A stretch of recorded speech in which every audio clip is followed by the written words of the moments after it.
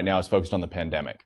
So all energy efforts are focused on COVID, getting vaccines rolled out, trying to create a nationalized platform or blueprint, if you will, to get vaccines into more citizens quicker, to ramp up production of vaccines.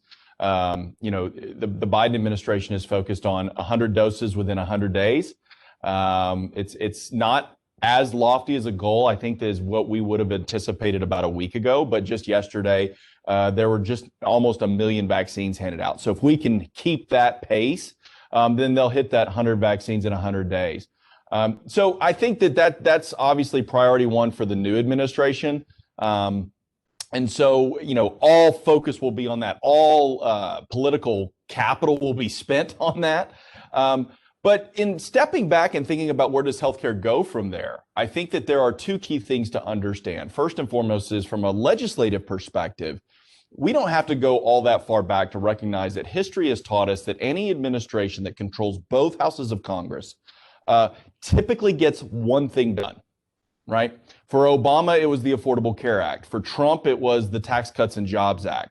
So I think what's on the minds of many right now is, what will Biden's thing be? Will he focus on the environment? Will he focus on healthcare? Will he focus on, a number of other things like college tuition that are out there that are being talked about? The insiders that I talk to are telling me that from the Biden camp, it's going to be healthcare. They're going to want to double down on what President Obama did under the Affordable Care Act. They are wanting to repeal many of the things that Trump did, whether that be through the Tax Cuts and Jobs Act, things like the individual mandate. They want to bring that back, or things that Trump did through executive orders, like the expansion of health reimbursement accounts. So if you're a small employer under 50 employees or self-employed, that's something that could impact you in the weeks, months, and even years to come. So those are going to be the things. But the reason that the Biden camp is largely saying that healthcare is going to be their primary focus is really twofold. The first is, when you poll Americans outside of the economy and the pandemic, healthcare by and large is still number one on their mind. And second, it's something that President Biden is very familiar with because of his involvement with the Affordable Care Act. And understand that coming up in June, we still have a Supreme Court case that's going to be heard on the validity of the ACA. I believe that the Affordable Care Act will be upheld. We can get into that maybe at some point today if there's time as to why I believe that.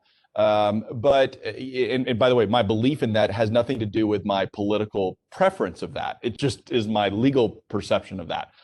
And then secondarily, when you're following the pandemic, recognize that in Washington, campaigning is difficult, but it's certainly easier than legislating. And there's only so many things you can do through executive order. The Affordable Care Act passed because of many deals, one of which was very specific to the state of Nebraska, called the Cornhusker Kickback, which was Senator Ben Nelson was against the Affordable Care Act, and because of some jockeying and some things that maybe were thrown to the good state of Nebraska, they were able to get it over the goal line. Biden will have a slimmer margin in the Senate than Obama did when he got the Affordable Care Act passed. And so he's going to have to use every bit of political capital. How do you do that? You do that when you focus on something that's on the forefront of Americans' minds.